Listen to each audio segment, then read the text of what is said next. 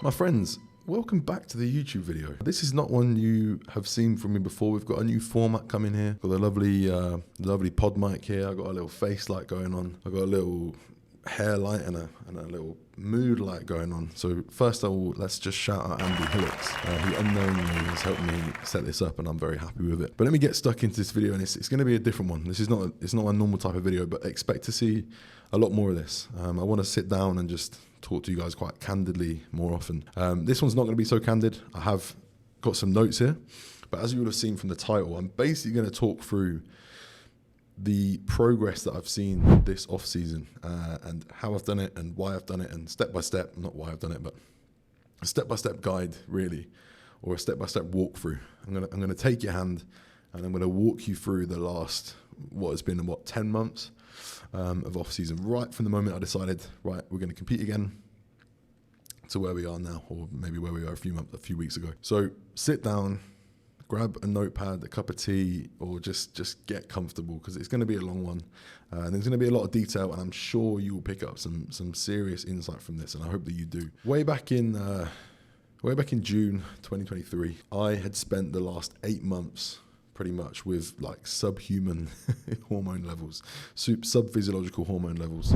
So I'd been sort of surviving on between 3 and 5 nanomolar, I think it was, which for reference, the bottom of the natty range is like 8, and that's the bottom of the natty range. And obviously that was because of my previous steroid abuse and my previous preps. Truth was though, I fell out of love with bodybuilding, man. In 2022, I fell out of love with prep in particular, and I couldn't work out why I was doing this to myself. Why am I going to do this again if I'm not enjoying it? And that really was where we're at. And I think I needed that time away. I needed that time to go away, sort my head out, have the right conversations, and then decide that, you know what, yeah, now is the time to get stuck back in. And really the moment I decided was with a conversation with Kyron O'Neill from TMP. So shout out Kyron as well. And he said to me, look, if money was no object, if success was no object and all this stuff, would you compete again? And I was like, yeah, I would. And the reason being, like, it's the only thing I've ever been good at. When I was a kid, I always wanted to be, sporty kid, first pick on the team sheet. I never was. I was never that kid, man. So when I found bodybuilding and I started placing in shows, it was the first thing that gave me a real sense of like pride and achievement, and like, you can do this, you can be good at this. So really in that moment, I just said, you know what, I'm going to go back, and this time I'm going to give absolutely everything to it, because I let myself down last prep. There's no doubt about that, and that ate away at me a lot. I think I've said this recently on socials, if you have a high standard for yourself, or you have even a standard for yourself, or you have a goal that you speak and you set yourself, and you don't act in line with that goal, like, you erode your confidence and your self-confidence. And I read it in the book the other day, actually. You erode your trust with yourself. You break the trust with yourself, and that's such a powerful concept. If you break the trust with yourself over and over and over again, like, you're never going to think you're achievable. You can achieve anything, because you've broken that trust so many times. And I think I did that to myself over definitely the last prep, and maybe even the one before, if I'm honest. Really, the goal for me from going back was like, you're going to go back and you're going to fucking do it properly, man. You're going to give everything to this prep, and you will leave no stone unturned. And you get to the end, and regardless of the result won't even matter at this point, because you will be so proud of your efforts during the prep, and so proud of the physique that you end up building and developing and showing to the world, or whatever, the judges on stage, and showing yourself, most importantly, that you'll be able to hold your head high. So that is my goal. That is my reasoning for this prep, and I've spoken about that sort of separately. But let's get into it, right? So in June, the decision was made, and I was hovering around 113 kilos natural, right? Completely sub-natural. Obviously resistance training was still in, and obviously I'd been training up until that point, still within, with my weaknesses, my weak body parts in mind. So a bit of a focus on the posterior, a bit of a focus on hamstrings, not too much focus on my chest or arms or delts, but a lot of focus on abs and calves as well. I went in at 200 milligrams test. That was it. That was what I started with. And over the course of June and July, I basically escalated pretty rapidly, to be fair, back up to what was my previous peak dose, which wasn't that much. I'm going to go over all the drugs separately, but I just want to go through the timeline first. So between June, 200 milligrams, I think I then added like another 200 milligrams of Masteron in, then more test, then more Master, and so on and so forth. But like I say, I'll get to my full stack stuff soon. Just from reintroducing anabolics and keeping food at like 3,000, I saw my weight go from 113 to 124. 124 from June to the end of July. which was wild for me. And I wasn't really happy about that, to be honest. I was like, this is too quick. You know, this is not going to be muscle. Obviously, you don't know what was truly going on. It could well have been, you know, muscle sort of regain, and then some new tissue on top. I don't know. A lot of it, I'm sure, would have been just fullness, like nitrogen retention, etc., and all that stuff that comes with literally starting a cycle. Anyone who started a cycle, you would know your weight just rapidly picks up. But I wasn't too happy about it, if I'm honest. Like, I felt good again. Like, I felt good at myself. Training performance was great, obviously, but I was thinking, nah, I don't want to see this keep going up this quick. So August hit, and I actually had to pull back a little bit.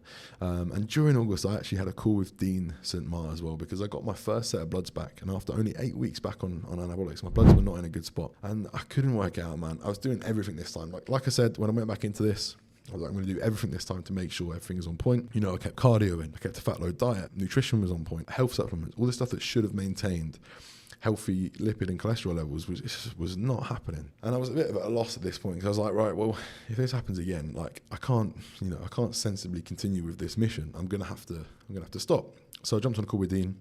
Basically, if we're looking at all my old bloods, we found that I was gluten intolerant, and it was actually gluten that was potentially at that point the culprit when it comes to my awful cholesterol. And he has been proven right in that, by the way. And basically, from removing gluten from that point, it's kind of allowed me to continue my blast all the way up until March, which is crazy. But my bloods have now actually come back better than ever. So there you go. But by August, I'd escalated my total milligram anabolics up to my previous peak, but I was still hovering around 120, 23, 24, because I was still trying to stay tight. And obviously, there was no need to push food if strength increases were coming. And then in September, we went away for a lot of the month, and the shackles came off. And obviously my average calorie intake obviously would have been higher than that planned 3,000. And I quite quickly went up from around 123, 124 to 127. And that was cool. I was happy with the look. I felt good where I was at, and I was kind of proud of what I'd achieved so far. But as October rolled around, so we hit October, and I was around 127, 128. I decided it was time to get a second opinion. So up to this point, I pretty much self-coached. I got a little bit of consulting, or did some consulting with Kuba, and got a bit of help with Split, and just sort of validation on the stuff I was doing, but not a lot changed. And then in October, I was like, right, I want to work with someone, and there's only one man for the job. With all these kind of health concerns that I've got, and the fact that I want to learn more from someone who's smarter than me and progress at a faster rate. So I got in touch with Joe Jeffrey, and this is after 4 months of being back on anabolics, this is the catalyst for a lot of my improvements and my purposeful improvements over the last sort of 6 months. And yeah, like I said, this is kind of the best decision that I made. I've learned so much about training in particular, which we'll go over, but also just like coaching, anabolics, blood work, all that stuff, man, health, and it's given me a lot of confidence. It's really given me a lot of confidence. So I want to shout out Joe for that if he does watch this. And as I said, at mid-October, sent my first check-in to Joe, and I was at 128 kilos. At this point, he completely changed my training. Now, I'd had this kind of in my head, like, we need a big posterior specialization block, or, a big focus on my posterior. Kuba was like, no, you train well, you train hard, like, stick with a relatively balanced split. So I did what he said. Interestingly, John Jewett was kind of similar to that as well. He's like, go balanced. But Joe Jeffrey was like, no, less specialization for posterior and lats. And that was fucking awesome, man, which I'll come on to again in a bit. We'll do a whole training segment towards the end. I think that's where you will learn the most. In November, food went straight up to 4.2 kilos, 4.2 K calories. And GH went in at 6 IU from 4 IU, which is what I had it at. Okay, so at this point, anabolic is still at about 1.1 milligrams. Yeah, 1.1 milligrams, which was, or 1.1. It was 400 tests, 400 primo, 300 mast, okay? And when the GH went in, the weight just started flying. With the GH in the food, I cleared 130 kilos in November, which is now at this point like heaviest ever. And I was still maintaining pretty good body composition. In December, we then escalated the total milligram load up higher. So at this point, I was leaning more into using like test than I had done before. So we actually took test up to about 900, and that's the highest test I've ever used, with Master and Primo staying the same. So we went up to a total milligram load of 1.6, so 900. 900, 400, 300 at this point. And that's, like I said, most I've ever used. Calories went up to 4.5K, and then 4.9 at the end of the month, and then 5.2 right before January. And it was at that point I hit 131.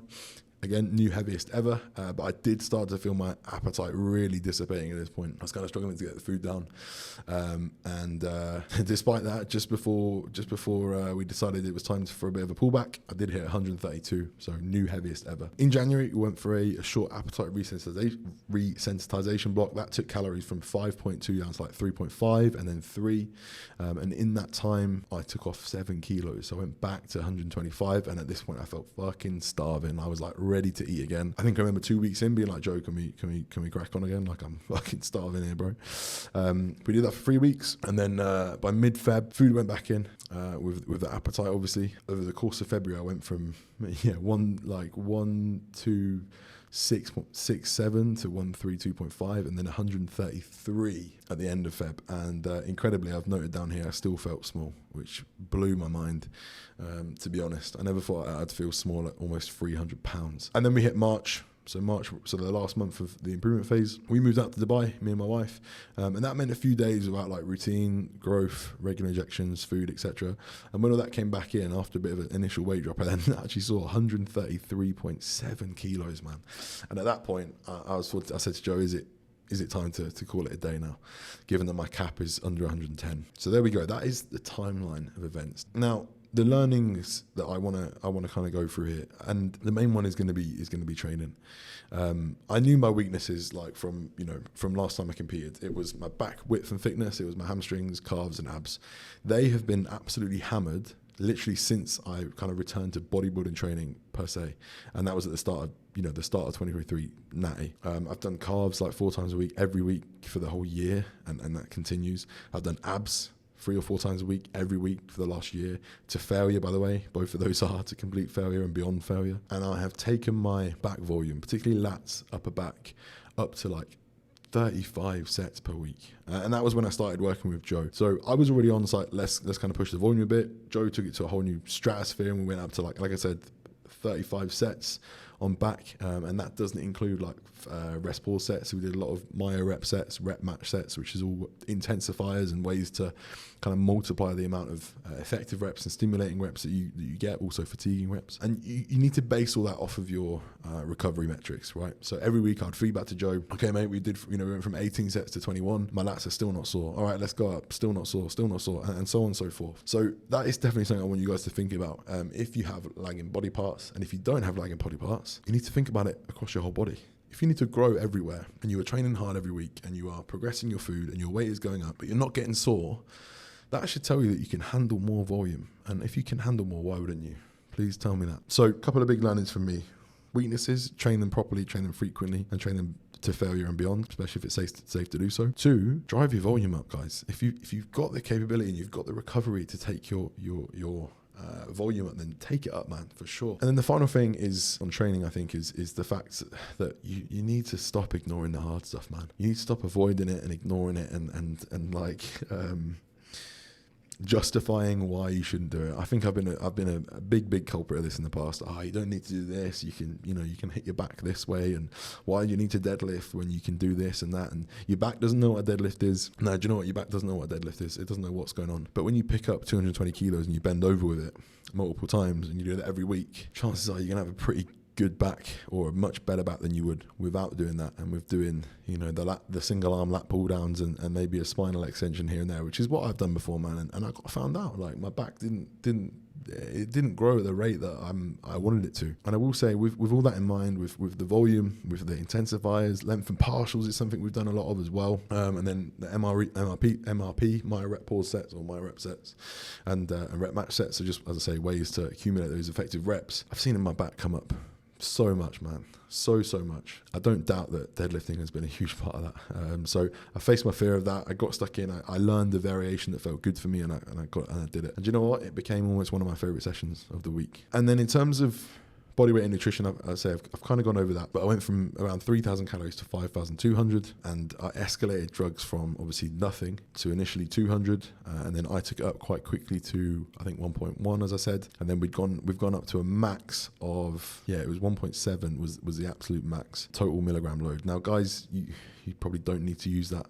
I want to get a point across that I think is really important. I had actually a client joined me this week, and he told me his stack, and I was like, mate, you're taking over a gram of gear there, just for reference. You know, I've seen progress up to 130 kilos on 1.1. Do you really think you need that much? The answer is no.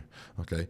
Save your hefty drug stacks for further down the line. Save it for a point when you are really sure that this is a path you want to take, when you are really sure that you are looking to go to pro shows or compete for your pro card or try and get to the Olympia. Don't use it early on, because there's only one way to go from there, and it's up. So the drugs that have been used have been Test, Mast, Primo, Growth, Lantus, Nova Rapid. That is it. Metformin, Telmisartan. That's all that's been used. There's been no 19 NORs, no Tren, no MPP, none of that, no fucking D-Bol, for God's sake, no DECA. Please stay away from those drugs. No EQ. You don't need it, all right? You simply don't need it. You can see more progress than you've ever dreamed of by just escalating up Test and DHT derivatives, so Master on a Primo. You fucking damn sure don't need any orals. It comes down to total milligram load, basically. And what you should do is you should eke out every little bit of progress you can from each escalation, and then you go up. And before you look at escalating drugs, can I escalate my training volume? Can I escalate my food? Look at those things first, right? And of course, it would be foolish of me, you know, to go through that and not say, please get regular blood work done. That is the one thing that has enabled me to confidently keep pushing on and not have to think about pulling back or not continuing, because I know I've been in a good spot. I've maintained good health, and the fucking crazy thing is, pre-prep, my bloods were better than they ever were before, and they were better than they were at the start of this blast as well. So there you go. Gluten is a bitch. And there we go. So that's drugs, that's nutrition, that's training. The final one, like I say, is the mindset. I've spent pretty much all of the last year actually training on my own. Okay. I've had, you know, the odd session here and there, but for the most part, all my sessions have been alone. And to push up like that and see this level of progress that I've seen, like, it takes some fucking mindset. Especially when training on your own, especially when training not in the best environments. I've not been training out of Ultraflex Rotherham. I've not been training out of these buzzing gyms that are popping with atmosphere and motivation. And I've had to go in there every week and just get it done. I've had to escalate my sets. I've had to go beyond failure. I've had to do the deadlifts that I, previously didn't want to do. I've had to do the heavy leg work that I didn't want to do. And probably the thing that underpins all of that is that I've had to do the boring shit as well. The calves, the abs. So the mindset really that I've kind of shifted with is like I said, what I said at the start is like, I want to give everything to this. I want to be able to hold my head high, and I'm sitting at the end of this off season now, and I really am proud of the progress that I've seen, and I'm fucking excited, man, to see, you know, what prep looks like and how it ends up. Guys, when you're trying to progress your physique, you know, I always say to anyone, if you're gonna do something, do it properly, man. Don't waste your time. If you're a competitor or whatever you are, every session you go into, every set that you do is your chance to improve. That is your one chance of the week, if that's the time that you do that exercise, to get better at training that muscle, at training your muscle, at getting bigger, at executing the movement, at finding a new level of intensity, at finding a new level of control. The list goes on. Treat it with respect. You know, get in there, do your best, and walk out of the gym every single session knowing I couldn't have given any more. And I think the underpinning thing from all of this is just intensity. It's just intensity. It's just finding new levels of intensity all the time. Always trying to find a higher level. Always, when you get to the end of that set and you think, oh, fuck, I can't do any more, just ask yourself, why not? Why can't you do another one? And if it's safe to do so, then try to get another one. I'm not saying get pinned at the bottom of hacks and, go for dodgy hinges and stuff like that. But on your movements where there's minimal risk to injury, please tell me why you're not trying to squeeze every last rep out of your set. So that is the journey from 113 to 134 almost. It's been a blast. I hope you take something away from that. If you got any questions, stick them in the comments. If you did enjoy this sort of sit down video, give me a like, drop a little comment, maybe even subscribe, who knows. And expect a lot more of this stuff, man. There's going to be a lot more of these kind of sit down videos coming, and not just to YouTube as well. We might even be going on to another platform, a little more exclusive platform. Hold tight, guys. I appreciate your attention always, and let's crack on with this prep, man. Peace out.